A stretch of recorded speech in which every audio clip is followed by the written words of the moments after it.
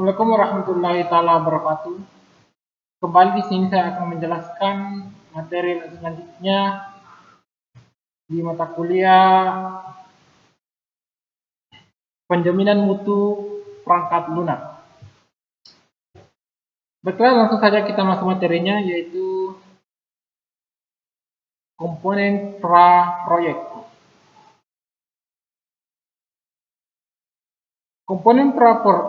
Komponen pra-proyek atau SQA yang termasuk di sini dimaksud untuk meningkatkan langkah persiapan yang diambil sebelum memulai bekerja pada proyek itu sendiri.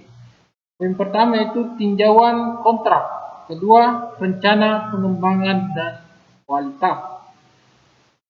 Sedangkan tinjauan kontrak di sini dijelaskan perangkat lunak dapat dikembangkan dalam kerangka kontrak yang terlebih dahulu dinegosiasikan dengan pelanggan atau sebagai perintah internal yang berasal dari departemen lain dalam suatu perusahaan.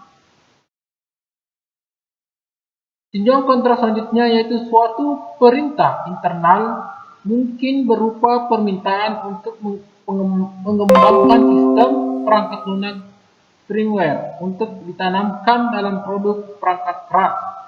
Perintah untuk membangun sebuah produk software untuk dijual sebagai sebuah paket, atau perintah untuk mengembangkan perangkat lunak administrasi untuk diterapkan dalam perusahaan. Tinjauan kontrak selanjutnya yaitu dengan demikian, kegiatan meninjau kontrak harus mencakup pemeriksaan secara rinci dari draft proposal proyek dan draft kontrak.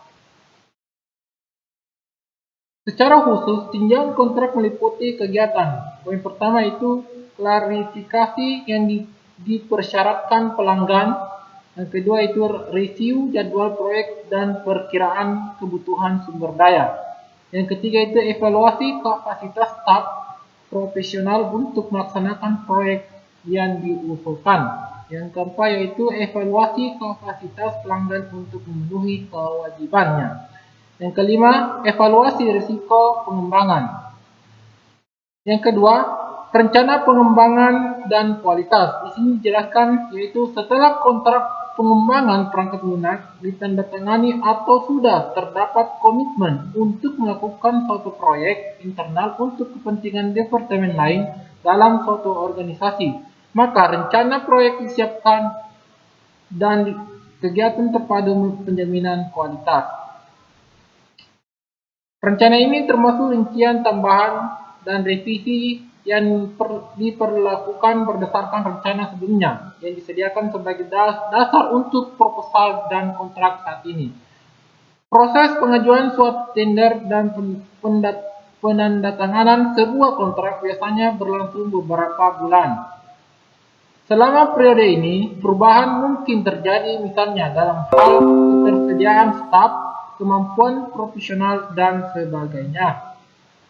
Isu utama yang diperhatikan dalam rencana pengembangan proyek adalah yang pertama yaitu jadwal, yang kedua sumber daya manusia dan perangkat keras yang diperlukan, yang ketiga evaluasi risiko, yang keempat masalah organisasi anggota tim, subkontraktor, dan kemitraan. Yang kelima itu metodologi proyek, tools, pengembangan, dan lain-lain.